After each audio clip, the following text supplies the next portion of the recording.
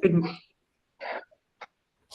morning, good afternoon, and good evening, depending on your time zone. Welcome back to the plenary of Climate Law and Governance Day 2024. My name is Maeve McDermott, and as manager of the Climate Law and Governance Initiative, I am one of your moderators over the course of the day. It's my distinct pleasure to hand over to the chairs of the session, Advocate Vesselina, Haralampieva, and Advocate Christina Pak, who will be chairing this high-level plenary. Vesselina Haralampieva is a senior counsel at the European Bank for Reconstruction and Development, who specializes in energy regulation, environmental law, and sustainable finance. She leads the energy and climate change practice area of the Office of the General Counsel's Legal Transition Team. Vesselina is in charge of designing and implementing policy and legal reform projects in the EBRD region aimed at enabling green transition and sustainable development. I also have the pleasure of introducing Christina Pak, who works at this intersection of law, economy, and ecology. She specializes in international development finance, law and policy reform, dispute resolution, and ESG standards, and drives thought leadership on sustainable development issues. Christina is currently a principal counsel of the Asian Development Bank and manages the Office of the General Counsel's Law and Policy Reform Program, which designs and implements legal and judicial reform technical assistance projects across the Asia and Pacific region. So with that, I will turn over to the floors of this high-level plenary. Actually, I'm going to jump in for just a second and congratulate Vesselina, because she's now also the head of sustainable finance, governance and regulation at EBRD. And we've all watched her skyrocketing role change and move this entire sector. I should also just mention briefly, in order to put even more pressure on these two amazing women, that they're both co-laureates of the Climate Law and Governance Global Leadership Award, which EBRD and ADB won last year in Dubai. So congratulations to you both, and we're looking forward to your plenary. Fantastic. Thank you so much, Mary Claire, for your kind remarks. And thank you, Maeve, for opening this session. So I'm thrilled to be moderating together with Christina this session today. Let me just set the scene by highlighting that we all are here because the climate crisis is intensifying. The last summer, this 2024, was the hottest ever recorded. There were severe impacts such as droughts, wildfire, disruptions to ecosystems and agriculture everywhere in the developed world, in the developing world, across the globe. So these physical climate risks are spreading rapidly, but the ones that are most vulnerable to that are the emerging markets, and these are the regions and the economies where multilateral development banks operate. This underscores the importance of MDBs to create sustainable and resilient pathways for those economies, to work with the communities, to provide for just transition. MDBs are innovating, and this is the core of our mandate. We innovate in the way we mobilize finance and support clients through legal, technical, and policy measures. Tools like blended finance, guarantees, and risk-sharing mechanisms are essential for attracting private capital in high-risk markets. But yet, lasting impact requires more than financing. It really relies on strong legal and governance frameworks, because law and governance are critical for fostering stability, transparency, accountability, and clear standards, which help to build trust and commitment needed for the effective green and climate transformation. Today, we're fortunate to have a high-caliber panel of speakers representing the legal and governance arms of leading MDBs. Last year, we discussed the frameworks and common approaches these institutions have undertaken to Paris alignment. Today, 1 year on, we will hear more about the progress, about the new ambitious collective finance targets, about how these institutions create and foster enabling environments through regulatory reforms and capacity building, how we committed a driving systemic change, including by prioritization, by prioritizing social equity through just transition. So thank you for joining today's panel. Well, let me first introduce our eminent speakers. So first, my pleasure is to introduce Mr. Michael Strauss, who is connecting live from Baku. Hi, Mike. Mike Strauss is General Counsel at the European Bank for Reconstruction and Development since 2020. In that role, Mr. Strauss serves on the Executive Committee, the crisis management team, and various other committees of the bank. Connecting from Washington, D.C. in the very early hours of his morning is Mr. Ramit Nagpal, who is Vice President and General Counsel of Legal, Institutional Risk and Governance of the International Finance Corporations. Ramit, hi. Ramit has more than 35 years of legal experience, and most recently, he was Deputy General Counsel at the EBRD, and he was my right hand. With this, I'll hand over to my co-moderator, Christina, to please introduce our other speakers. Christina, over to you. Many thanks, Bessie. Thank you. Hi, everyone. I'm absolutely delighted to introduce Thomas Clark. He's the General Counsel of the Asian Development Bank, my boss. As GC, Tom is responsible for driving legal strategy and engagement on regulatory and policy reforms to support ADB's mission of achieving a sustainable, prosperous, inclusive, and resilient Asia and the Pacific region. Next, we have Rosemary Jeronimides, who is the General Counsel of IDB Invest, a member of the IDB Group. Throughout her career at law firms and at the IDB Group, she has been focused on development finance in Latin America and the Caribbean. And finally, we have Gülen Newton. She's the General Counsel of the Green Climate Fund, which is the largest multilateral fund designated as an operating entity of the financial mechanism of the UNFCCC.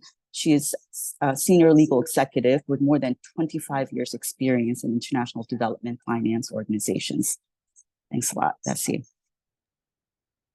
Thank you, Christina. I will kickstart our first round of questions. The first question is to Mike. If you can tell us more about what are the EBRD's commitments to supporting the Paris Agreement climate goals, and how do you ensure that finance projects align with the objectives, the mitigation and adaptation goals of the Paris Agreement? Please also share with us some examples of how you have seen this implemented in practice. Thanks so much, Vessi. Can you hear me? Yes, good. Good afternoon, ladies and gentlemen. I'm really honored to be back among friends, literally also sitting in this room, and colleagues to talk about EBRD's progress towards Paris alignment commitments, climate finance goals, and our commitment to the green transition. But before I begin, I really want to congratulate Marie-Claire, who's been very good about congratulating others. She and her indefatigable team have been organized yet another successful edition of Climate Law and Governance Day. I know it's still ongoing, so not to jinx anything, but I think this is going to be one of the best that's ever been. And it's all down to you and your team. They've been fantastic. EBRD is a multilateral development bank, as most of you know, primarily focused on the private sector. Now, since we were originally founded, we originally focused on the former Soviet region and Eastern Europe, but we've also expanded now to support the countries of Middle East, North Africa, and we're in the process of expanding into Sub-Saharan Africa. One thing that's interesting and unique about EBRD is that our charter itself, the treaty that founded us, actually focuses on environmentally sound and sustainable development. And this commitment is particularly relevant to our regions. That's because these are economies where there currently is a very carbon intensive form of development. And these regions also are highly vulnerable to the impacts of climate change. So it means a high imperative, but also lots of opportunity. Under our green economy transition approach, we've set the goal to ensure more than 50% of our annual business volume by 2025 is green financed. And I'm very proud to say that we are already fulfilling this target. In 2023 alone, in fact, a record total of more than 6.5 billion was allocated to green projects and opportunities. As of January 1st, 2023, also, all of the bank has committed that its investments projects will align with mitigation and adaptation objectives of the Paris Agreement. And in determining this alignment, the bank is guided by the 1.5 Celsius goal, to be very clear. For adaptation alignment, the bank ensures that the projects and the counterparties that we've identified and address physical climate risks, and that our activities do not undermine climate resilience. The systematic screening of all projects for adaptation elements under Paris alignment creates lots of opportunities for us to scale up policy engagement and investment in climate adaptation. But our Paris alignment approach covers the entire spectrum of investment operations. We did 426 projects last year, and every single one of them was assessed for Paris alignment. This week, the MDBs also issued a joint statement outlining our collective finance goals for 2030. For low and middle income countries, we expect to contribute 120 billion annually by 2030, with 42 billion allocated for adaptation. We've also aimed to mobilize 65 billion from the private sector.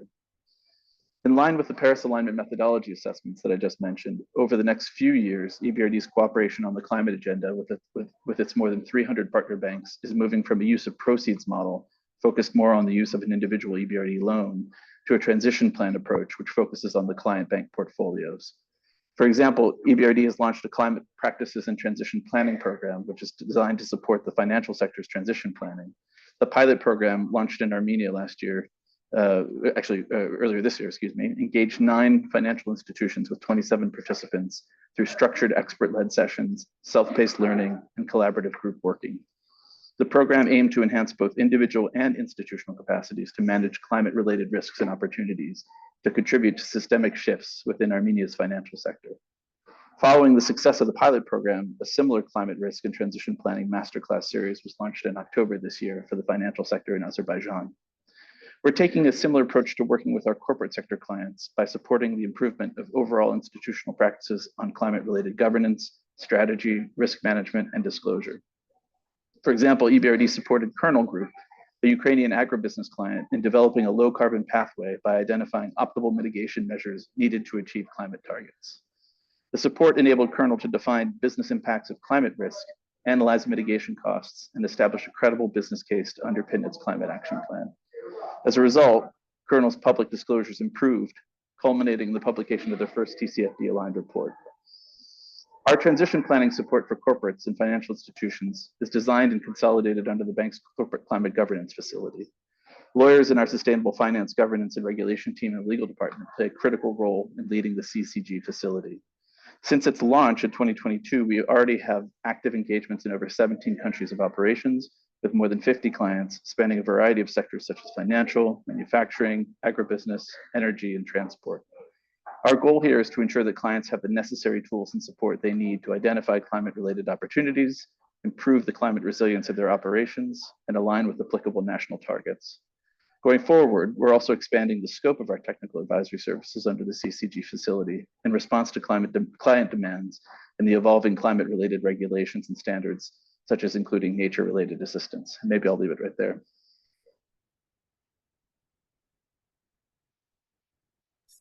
Sorry. Thank you, Mike. I'll turn now to Ramit to tell us more about how do you ensure that these projects that IFC is funding are aligned with Paris, and in particular with the long-term goals of Paris. And if you can share again examples from your side, something that you have seen in emerging markets in terms of challenges, but also opportunities for the emerging markets to kind of benefit in this resilient and low carbon development and transition. Thank you. Yeah, thank you, Vessi, and good afternoon, ladies and gentlemen, and thank you, Mike. All MDBs are not very different in terms of the climate practices, but let me see if I can distinguish IFC in its approach. We do have a very cohesive approach to achieve alignment in our investment operations with the goals of Paris Agreement. This includes a broad strategy called the Climate Change Action Plan, precise targets for alignment, assessment methodologies, which are jointly agreed with all the MDBs, and then conditioning our financing on climate-related commitments from our clients. Let me expand on all this. IFC had committed that 85% of all new investment operations will align with the adaptation and mitigation goals of the Paris Agreement by 1st of July, 2023. We surpassed this commitment with 96%, and we hope to achieve 100% by 1st of July, 2025. All new investments are assessed for alignment with the mitigation and the adaptation criteria under the joint MDB framework. We have also developed separate frameworks for investments in real sector and intermediated finance.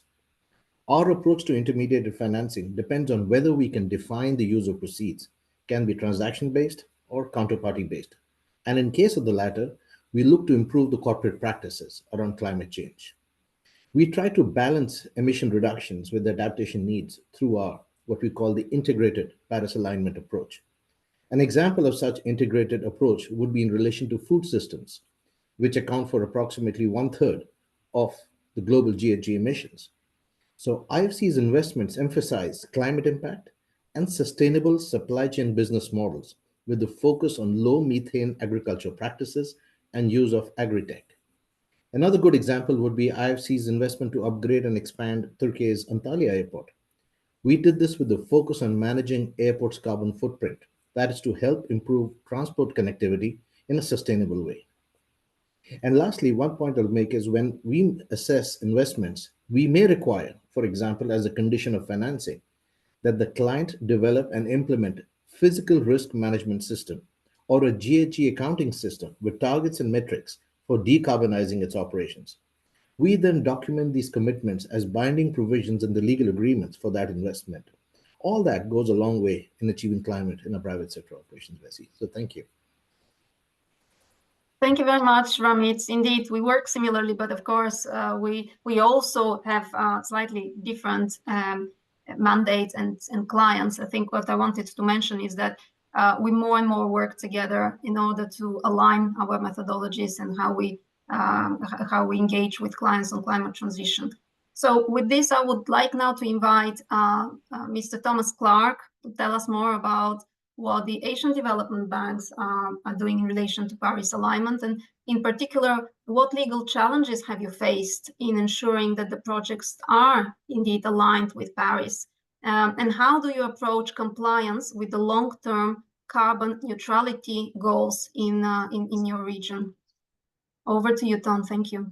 Vessi, thank you. Thank you very much for those questions. It's really an honor and a privilege to be here. Indeed, MDBs play a significant role in the transition to low-carbon, climate-resilient economies and societies.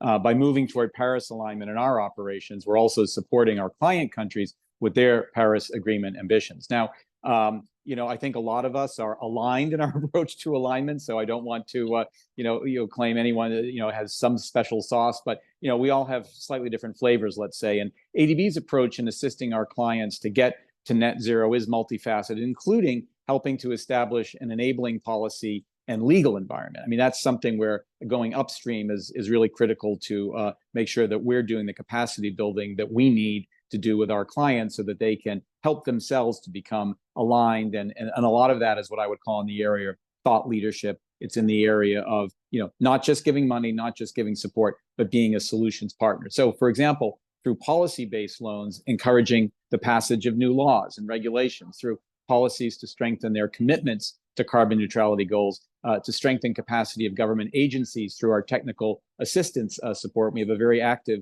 TA mandate. Christina, of course, who's here, the head of our law and policy reform program, manages a number of technical assistance agreements. And, frankly, if I look at even the 5 years from when I've joined ADB, can't believe it's been almost that long now. We've basically tripled the amount of technical agreement, technical assistance support, and it's aimed a lot at this law and policy reform area.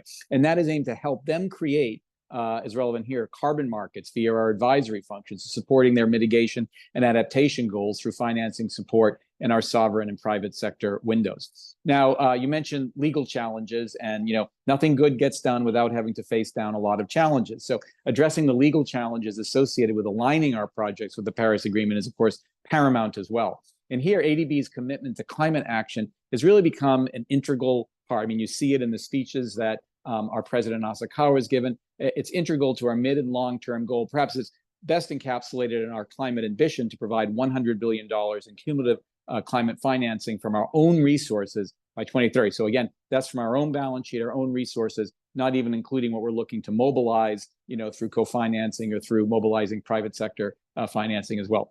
And furthermore, by creating frameworks and committing to full alignment of 100% of our projects in our sovereign window, which was done in July 2023, and in our private sector window, 100% of our private sector projects in July of next year, 2025. We're seeing, progress made on that commitment. And in Q4 of 2023, ADB launched its Climate Change Action Plan, which set out over 70 action items, which guide us and place us in the position to meet all of these ambitions. Actually, I'm going to steal one of your lines, Mike, I think from earlier today. I think you mentioned that things that aren't tracked aren't done. And, we need to have the metrics around that to enforce compliance and keep us very much laser focused on that. So all of that, we think, is helping our client countries with their Paris commitments. Now, one of the primary legal challenges we face is navigating the complex regulatory environments across our developing member countries. And each country, of course, has its own set of laws and regulations regarding environmental protection, land use, climate change mitigation. Ensuring compliance in terms of the projects we support or finance while fostering development can actually lead to conflicts, particularly when local laws may not align with international climate commitments. And this necessitates ensuring that the projects we support not only adhere to national laws, but also meet the standards set by international agreements, such as the Paris Agreement, as well as ADB's internal policies and initiatives. This includes our energy policy, our safeguards policy, our guidance note on Paris alignment, and other operational plans and strategies. Now, these are matters that are led by our specialist climate, energy, and safeguard teams, but all of them, without exception, are supported by our lawyers in the Office of the General Counsel. I mean, I don't have to tell people here that, you know, this is a target-rich environment for lawyers. These things are inherently legal in nature. You know, the Paris Agreement itself, as has been pointed out today in several of our sessions here at COP, you know, it's a legal agreement. And so the role of lawyers is just absolutely critical for this. Now, additionally, we encounter some challenges relating to stakeholder engagement and rights-based approaches. And projects often require extensive consultations with local communities, which can, of course, lead to some legal disputes if stakeholders feel that their rights are not being adequately considered. So to mitigate these risks, we emphasize transparency and inclusivity in our project planning and execution phases. In the context of private sector transactions, you know, we're sort of additionally faced with issues relating to the additional costs and administrative tasks which our clients must bear to comply with ADB's policy requirements, which makes our financing different from what is offered by commercial banks. Now, in terms of compliance with the long-term neutrality goals, I mean, that last part of your question, I think, is really critical, Bessie. ADB employs a multifaceted approach. This includes several items. First of all, integration of climate considerations. We integrate climate risk assessments into project design and implementation from the earliest stages possible. And this includes evaluating potential emissions reductions and adapting projects to withstand climate impacts. Second, it looks at periodic reporting on progress toward climate commitments. Again, you know, we have to measure, we have to report so that there's full transparency and integrity of the process. And in this regard, ADB is committed to establishing a complete transparent framework to identify, assess, and disclose climate-related risks and opportunities. And in fact, our periodic sustainability reports, the second of which is planned to be issued before the end of this year, provide insights into our climate ambitions, including on the progress toward our aforementioned target to deliver $100 billion in climate finance by 2030. So ADB aims to align with international standards and best practices, ensuring accountability and facilitating that stakeholder engagement.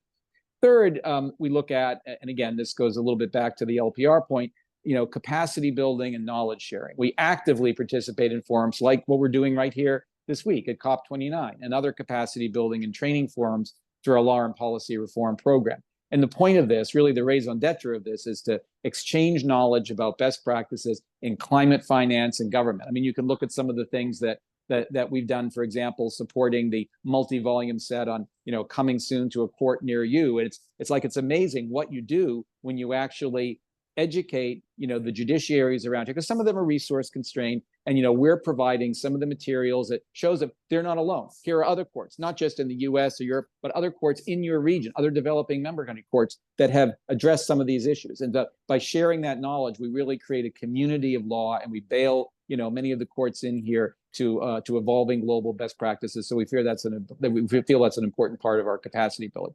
And fourth, and, you know, perhaps most importantly, is just the capital management reforms, innovative financing mechanisms. And here we're responding to, you know, some very, very intense expectations that are coming. They're coming from the G20, they're coming from COP. And again, you know, I can't sit here and say any of this is special because, you know, Mike, Ramit, you know, we've all been doing this because, you know, we all have some of the same shareholders. But, you know, just to pick a few examples, I mean, in 2023, you know, our board approved reforms to our capital adequacy framework that expanded ADB's annual new commitments capacity to more than $36 billion, which is an increase of about $10 billion or 40% over the next 10 years, $100 billion.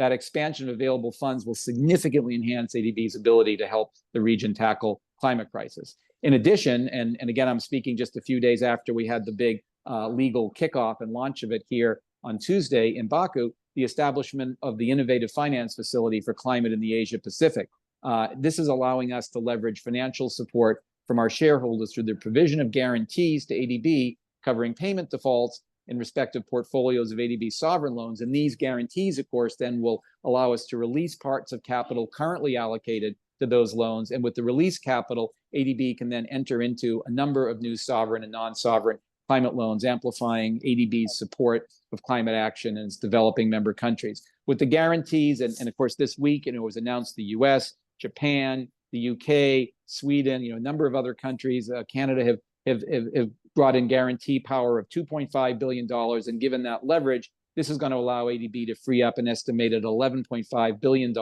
in dedicated climate financing for the region.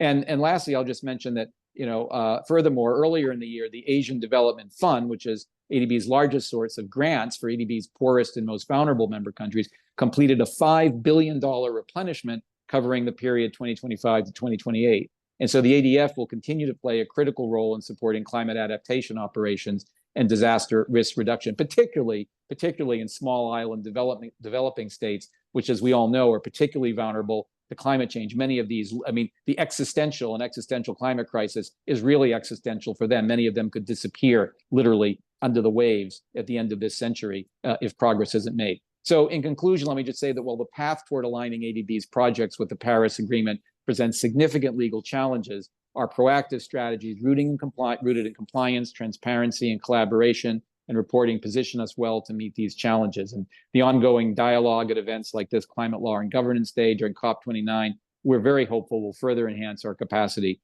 to navigate these complexities effectively. Let me stop there. Thanks. Many thanks, Tom, for this comprehensive presentation, indeed presenting such a broad list of activities that ADB is doing, from finance and de-risking instruments and capacity building, legal and regulatory reform. So now, if I may invite Rosemary to turn on her camera and to tell us more about how IDB invests ensure Paris alignment of your operations. And if you can focus more on what your legal team is doing, how do you support the green and just transition through policy and regulatory reform and through capacity building programs? Over to you, Rosemary. Thank you. Thank you so much, Vessi. Can you hear me? Yes, I hear you well. Perfect.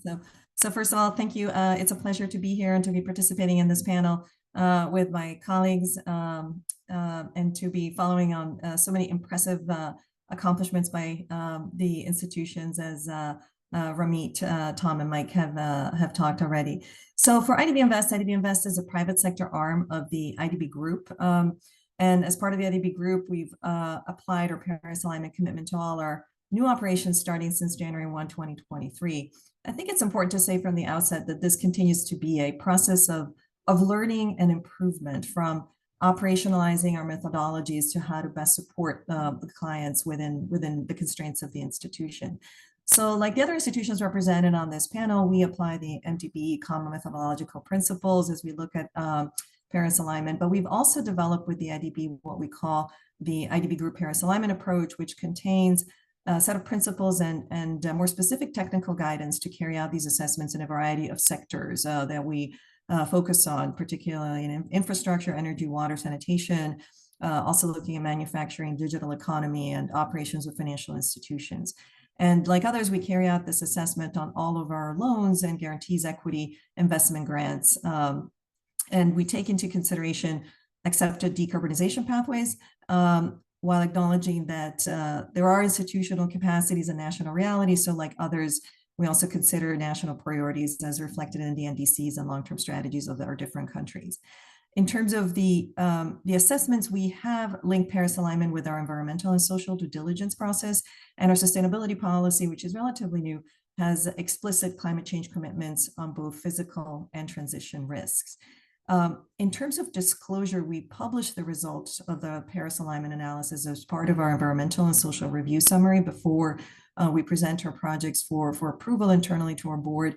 And whenever there are measures related to Paris alignment in our action plans, our environmental and social action plans, they're also being disclosed. So operationalizing Paris alignment is beyond our internal processes, but it also requires supporting our clients. And I think as Tom mentioned, he was talking about upstream assistance at IDB Invest with our private sector focus. We have been developing, and this is where the legal team is significantly involved with our climate team, in preparing technical assistance support for our clients, particularly with decarbonization strategies and transition plans, and also advisories that are focused on physical risk management. And we have several examples of this in different sectors, from aluminum producers in Mexico to toll roads in Central America. These are the countries that we serve. My favorite example happens to be in the area of honey production. The Latin American Caribbean region produces about 14% of the honey exports. And in recent years, we've had a climate tropical storms wreaking havoc on several of the supply chains, so we paired up with one of our strategic clients to help some of these small beekeepers, which were really hit the hardest, by providing technical assistance through training and some other basic inputs, and really to help them boost resilience. And investing in these solutions through the private sector really help these small producers adapt to climate change. And it's a win-win, as greater resilience means really stronger supply chains. And one other point to mention is also the work that we do through corporate governance, which we see as an enabling factor, because this really can contribute to the credibility and effectiveness of the Paris alignment commitments among our clients. And so we've started to incorporate climate change in the corporate governance action plans that we ask of our clients, with many, for example, of our financial intermediaries that we work with throughout the region, trainings of the boards of directors so that they can build capacity in directing and controlling the company's strategies and risk management efforts. And I'll end with just one example, one other reference, which is to Paris alignment and GDI, and how we link those at IDB Invest. And so according to our projections, again, looking at the Latin American Caribbean region, the energy transition can create a significant number of jobs, but 80%, as we see it, will be in male-dominated sectors. The agricultural sector, as has been said before, is on the front line of climate change impacts, with small farmers contributing a significant portion of agricultural production, and women play a pivotal role in this sector. Yet they're at the forefront of climate risks and really need more access to finance and climate smart technology. And so without adequate support, their participation in greener value chains is at risk, which increases this opportunity inequity. So we paired up with the legal teams, the GDI teams, and the climate teams to support by providing technical assistance that will promote equitable access to green jobs, training, and resources for women and vulnerable groups. And I'll end with just one example. So we structured some outcome-based incentives into our blended finance investments, especially in the renewable energy projects, to incentivize recruitment, retention, and leadership opportunities for women. And in one of the smaller countries in Latin America, and this is where some of this work is really hardest, we structured incentives for a solar project, which were very successful, and we were able to really increase the number of women that were hired in some of these construction projects in the renewable sectors. And it was so successful that the country, when it issued a public tender later for a utility scale solar PV project, it contained explicit requirements for the inclusion of female labor in construction in this renewable energy space. And it was precisely the well-documented success of the projects that we finance and the knowledge that there was already a trained female labor pool that existed in the country that gave the government confidence to set similar thresholds. So really an important driver for policy change through examples of financings in the private sector. So thank you. Thank you, Rosemary. Very insightful presentation. Really very great to hear about all the fascinating work you are doing in the region. I'll invite Gülen now. If Gülen, if you could tell us about the Green Climate Fund and how do you put in place the Paris alignment within your financing mechanisms and in also the governance framework. And please let us know what makes the Green Climate Fund's design and vision distinctive in this space from what we have heard from the general counsels of the MDBs. Please share some examples of how projects are assessed in order to align with Paris and with these distinctive features of the GCF. Thank you. Thank you. I'd like to start by thanking EBRD and ADB for organizing this panel again and for inviting GCF to take part in it. This is truly appreciated. Thank you. I'd like to start by providing a bit of a brief background on GCF for those who may be less familiar with it. GCF is an international organization established by the COP itself to support developing countries. It was established in 2010 and approved its first projects in 2015.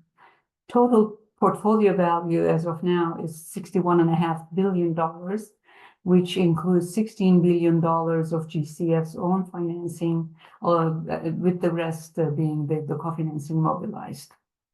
In terms of its estimated impact of existing portfolio, 1 billion beneficiaries have been made more resilient, and 3.1 billion tons of carbon dioxide equivalent has been avoided. On Paris alignment, GCF holds a very privileged position by its mandate and design, as well as the text of Article 9.8 of the Paris Agreement. GCF serves the Paris Agreement. Everything that GCF does is in pursuit of the objective of UNFCCC, the Convention, and the Paris Agreement. GCF is a key enabler of mitigation and adaptation goals set out in Article 2 of the Paris Agreement, and is well placed through its programming activities to support funding flows consistent with a pathway toward low emission and climate resilient development as set out in Article 2.1c of the agreement. GCF's defining features include a considerable risk tolerance in its programming activities, and as well a focus on impact as opposed to financial returns. And here in demonstration of this, I'd like to refer to a particular project, an example of a project, a public sector adaptation project in Tanzania, SMEU Climate Resilient Project, project that demonstrates our focus on impact and not return.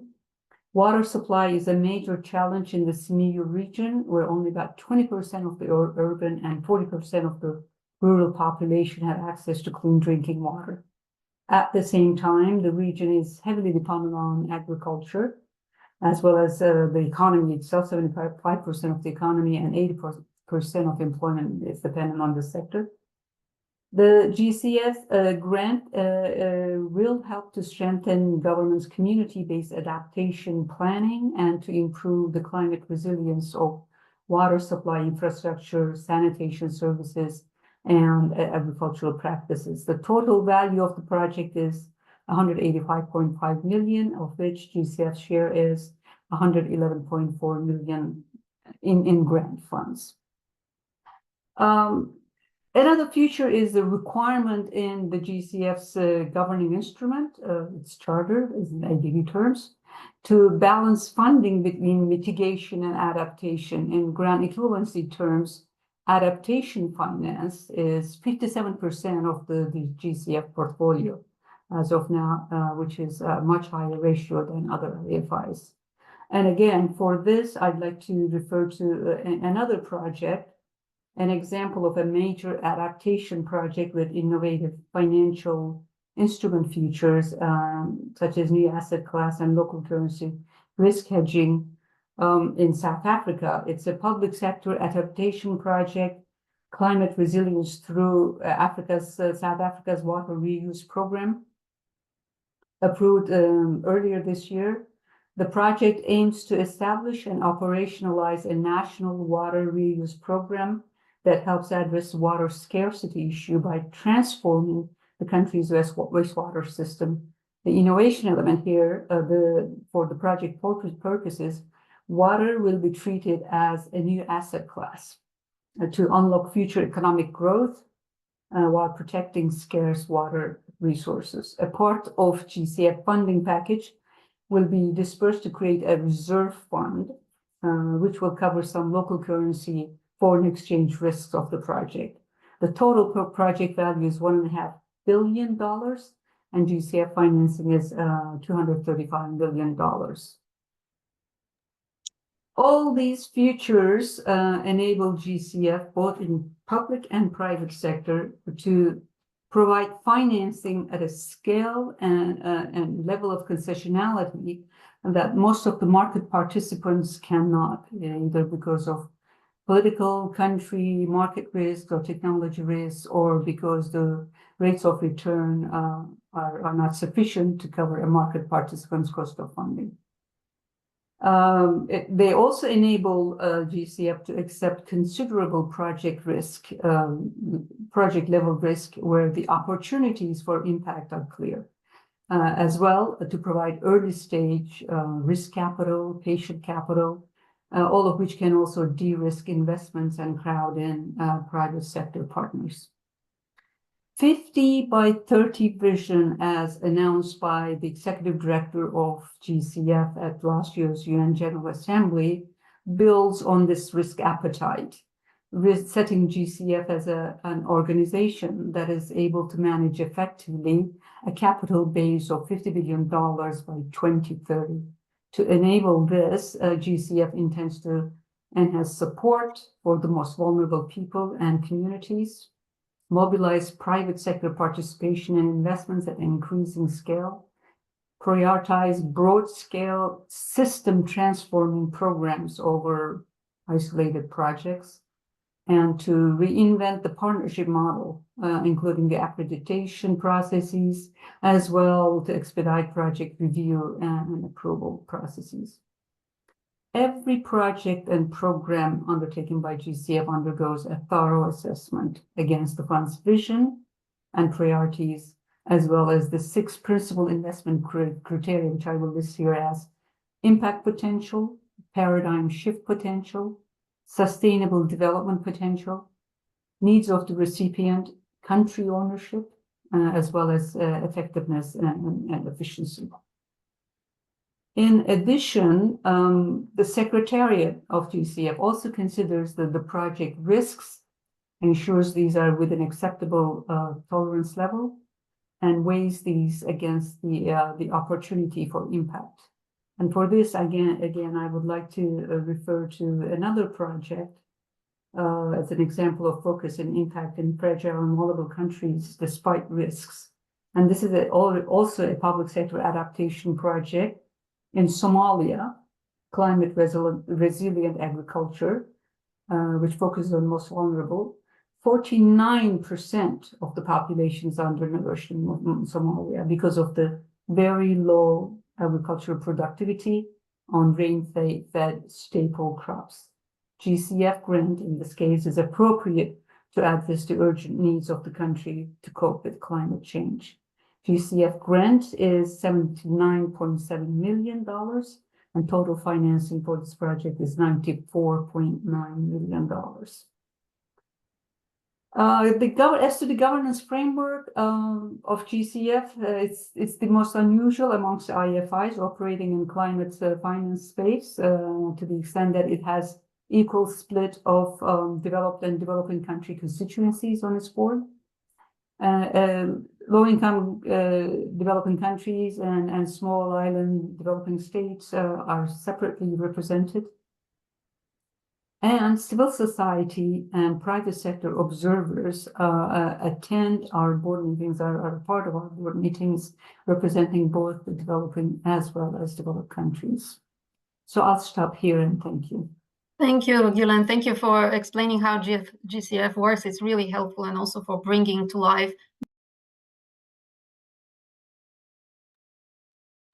Sorry, I think I was muted, but can I just invite my co-moderator, Christina, to take us through the second part of this panel. And I know that we have 15 minutes left only. Christina, over to you. All right.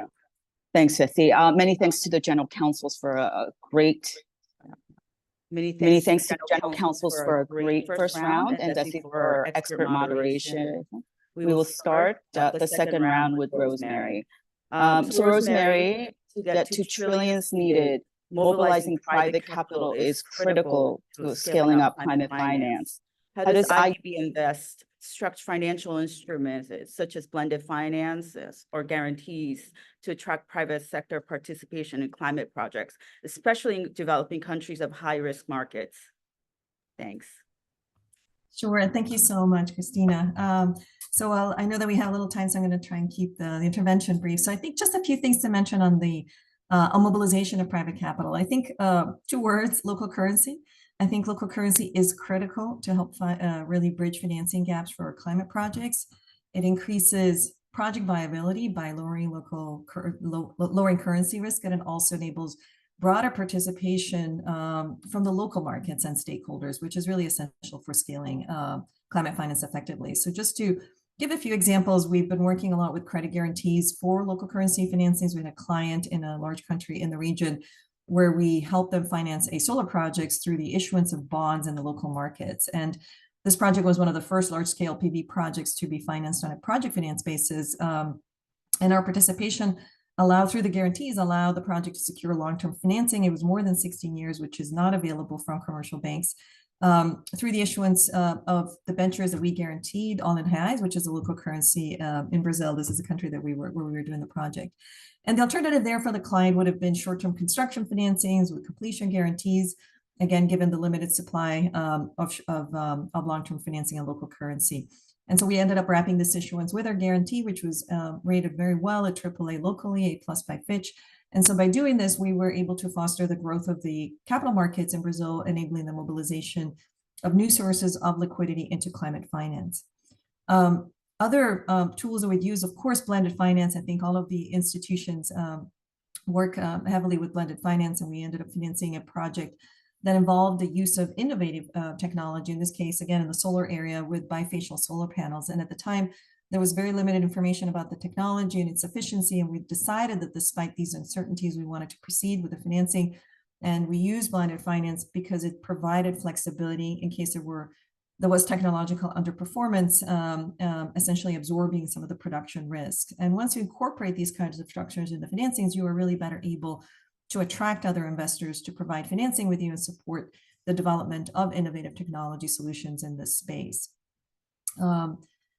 And I'll just mention one other example, construction risk, and particularly when we work in the smaller countries, construction risk in renewable energy projects, where it's really more difficult in some of the, our smaller member countries to mobilize private capital. And we've spent quite a little bit of resources and time investing in the renewable energy sector of a couple of our smaller countries in the region, particularly when there was very little interest or mobilization from others.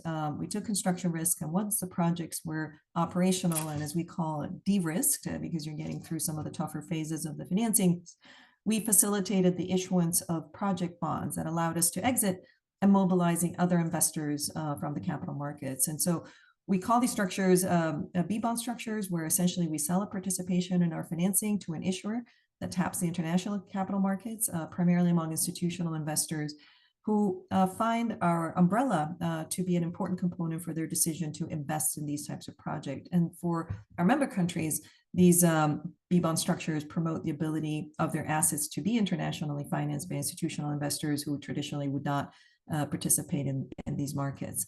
And then I'll end just, with one last point. Of course, all of us do a lot of work with thematic bonds in the financial institution space. And so we're supporting many banks with the issuance of green, social, and blue bonds.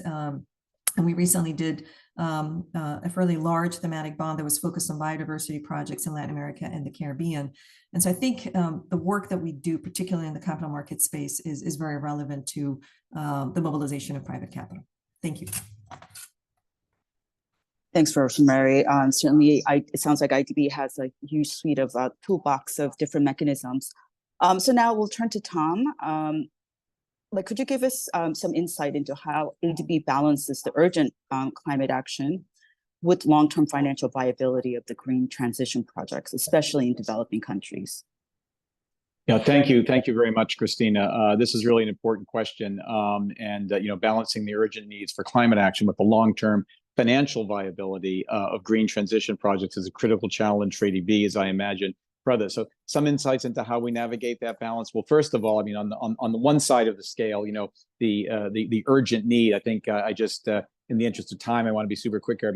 Just reference my earlier answer. We've set ourselves a $100 billion elevated ambition on climate finance by 2030. It's baked into our strategy 2030 and becoming the climate bank of Asia. So I think we definitely have, on that side of the scale, a very keen sense of the urgency. And that commitment really underscores our recognition of how urgent this climate action is to ensure that the financial resources are allocated effectively to sustain development in our developing member countries. Now, one of the key features, I think, as we look at how to balance that urgency and the need for immediate action on the one hand with the long-term financial viability on the other, is to ensure that ADB is selective. I mean, it's very, tempting to look at, the urgent need and say, here's a bunch of projects we could do. We have to recognize both what our own capacity is and what the capacity of our client DMCs are. And so we are selective in supporting projects, and we have a lot of effort put into ensuring that they're well designed and aligned with carbon neutral features. So while at the same time, we're looking at their financial sustainability, and we're also looking at their sustainability from the perspective of carbon neutrality, Paris alignment, et cetera. And potentially these then set good examples that can be replicable. And the more that we've aligned them well and we've been selective, the more that sort of, breeds a cycle of good expectations around the kind of projects that are going to pass muster. I think it would be pointless to just, I don't want to sound flippant about it, but, to take climate actions for the sake of it. That's not going to be helpful if ultimately the project fails. In fact, I would argue that that's actually counterproductive, because if you make the investment, you get people halfway through a project, and then it's not financially viable, it ends up, not being bankable, you end up abandoning it, you're actually going to undercut the credibility, I think, of the process. So, with that all in mind, I mean, maybe just to go into a little bit of specificity in very limited time here, there are a number of tools in the toolbox, so to speak, that we use to ensure the balance. A couple of them, include, and, again, we've referenced this a bit in the last round, but good upstream planning. We do this by working with our government clients and private sector clients, as long-term partners on upstream activities, including early planning, good design, helping them create the right legal and regulatory environment in order to develop and implement, long-term sustainable green transition projects. And again, I mean, I think there's been some references to this by Rosemary and others. It's like, some of the things that make a project not financially viable can be part of the external legal environment. So, for example, if you don't have deep capital markets, one of the things that makes a deal not viable is if there's risk, whether it's currency risk, whether it's interest rate risk.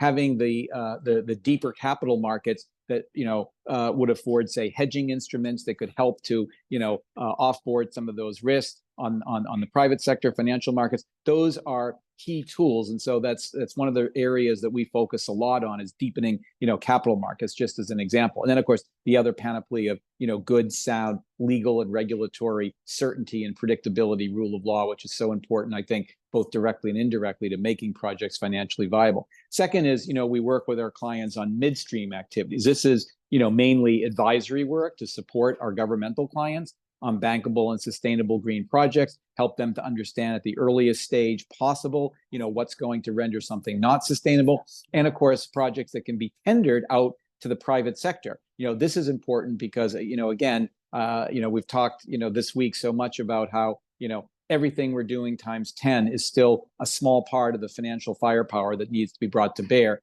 It has to leverage private sector capital. So working with them, on tendering rules to make sure that we have, a good set of channels to the private sector is going to be key, and that leverages private sector financing and private sector investment effectively.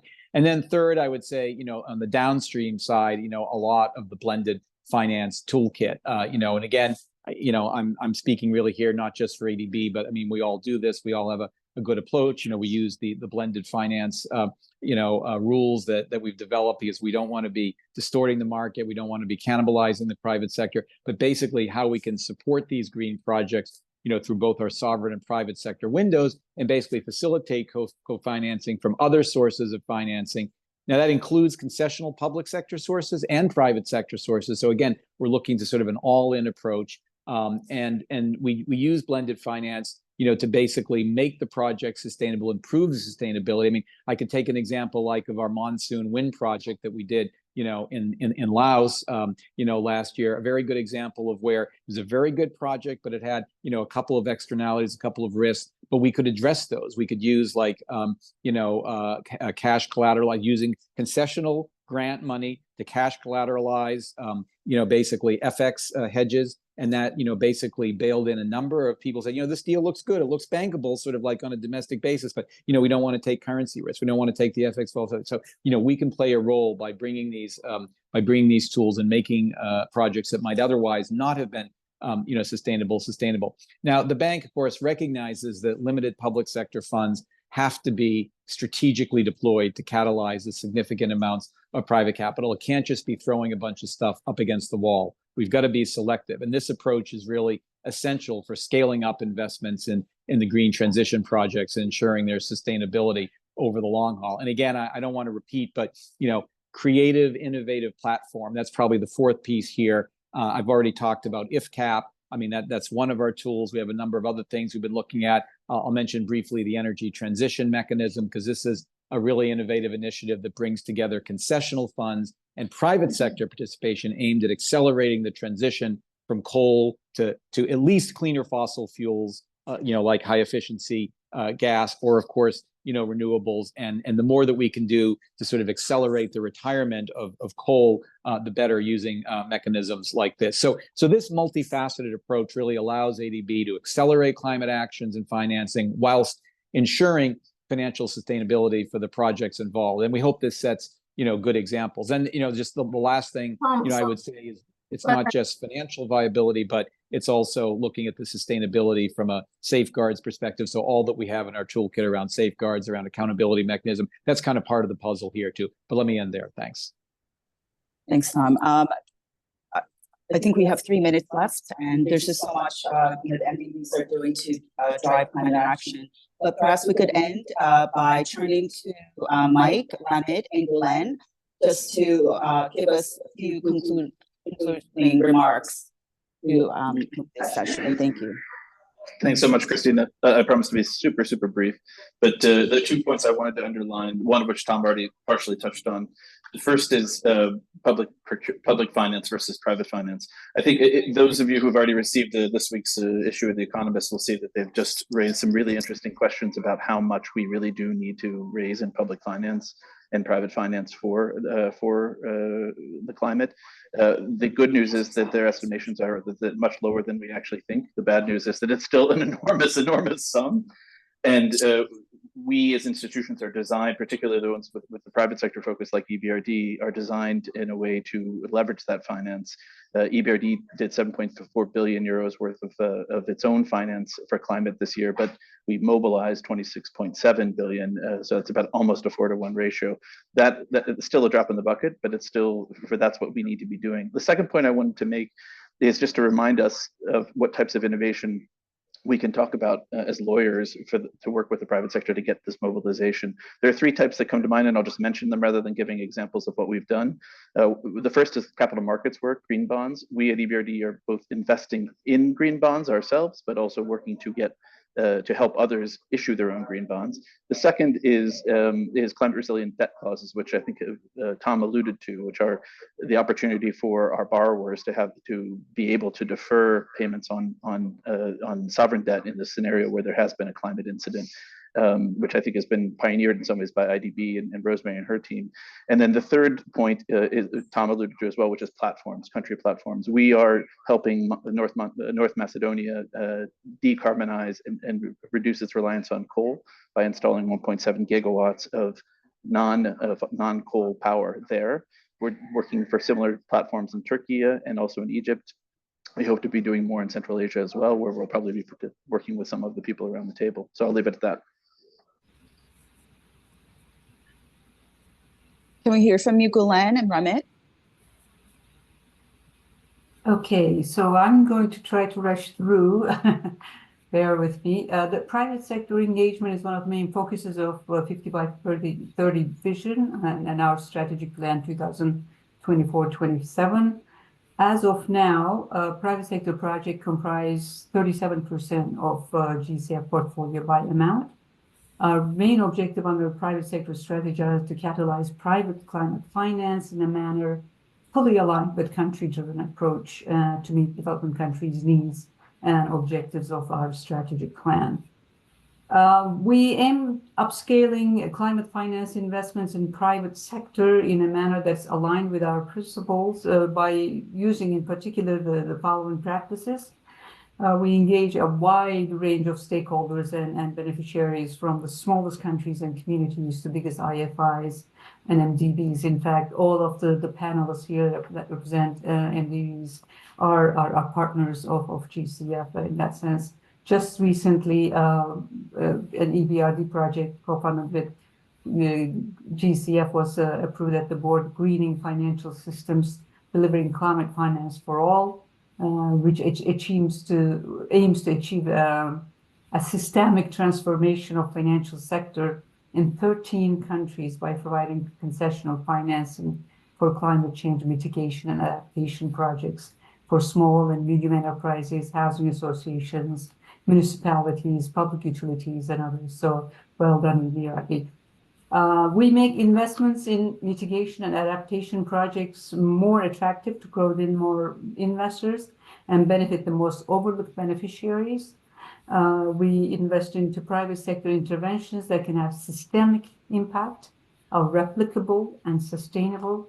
An example to that is something that we have recently approved that supports a private sector adaptation project that supports smallholder farmers in developing economies in Africa, and supporting 4 million people directly, 16 million indirectly.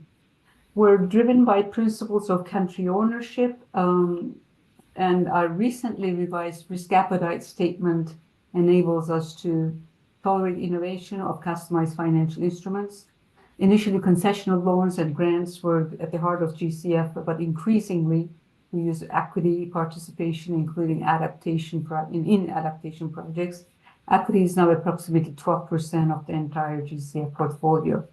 An interesting example to that is another project that involves the various Caribbean countries. It's called Caribbean Net Zero and Resilient Private Sector Project. That includes Bahamas, Barbados, Belize, Dominican Republic, Guyana, Jamaica, Suriname, and Trinidad and Tobago. In de-risking investments, we scale up through use of guarantees and equity through first loss protection. And we have the ability to address foreign exchange risks at project level, and we invest in early stage ventures. An interesting example to that is that was approved in the most recent board meeting. GCF will fund a venture accelerator to offer grants and expert guidance to up to 100 startups at the ideation stage in Pakistan. GCF will make a 50 million first loss equity commitment as an anchor investor into a 40 million Klima Ventures fund, which targets investment in ready for investment climate ventures and promising ventures from the venture accelerator. We inject patient capital and act as junior investors in target financial vehicles without requiring typical junior level returns. And we reach local private sector actors that have not traditionally benefited from climate finance. And we also organize global and biannual private investment climate conferences as well as regional dialogues. So at the interest of time, I'll stop here, and then thank you for giving me the opportunity to cite some of the GCF's contributions and achievements. Thank you so much, Gülen. So I think Ramit gets the last word, the last minute. Ramit, floor is yours. Thanks, Christina. How many seconds do I have? Okay, let me just conclude by saying, the IFC plays a vital role in helping private capital bridge the gap to accelerate inclusive transition across the developing world, from harnessing solar energy to pioneering new standards for, say, blue finance or biodiversity finance, and helping private companies to manage the risk. We aim to continue to create bankable opportunities, de-risking investments, and mobilizing partners at scale to create significant impact in this area. I'll stop here. I think my time's out. Thank you. So many thanks to the general counsels who are at the forefront of climate change. The financial, legal, and knowledge initiatives and innovations driven by them will be crucial in enabling the global efforts to achieve the goals of the Paris Agreement. So thank you so much to the general counsels and for all your incredible efforts. Unfortunately, the time has indeed come for us to draw the curtain on this high-level plenary on creating synergistic impact for the Paris alignment and the green transition. Thank you so much, dear Vesselina and Christina, for your brilliant moderation, with the warmest of thanks again to you and to your brilliant keynote speakers for your insights, as well as their flexibility as time was running short. What a privilege it is indeed to listen to such important perspectives in general, and all the more so in the context of a COP that many are calling the Climate Finance COP. We will be making a last Zoom link switch for our next session and the closing. So make sure to not break connection with us, as our next session is entitled Breaking the Oil Spell. As mentioned, we'll then continue using the same link for the closing of a very informative Climate Law Governance Day 2024. Thank you very much. See you soon in the other link. Thank you.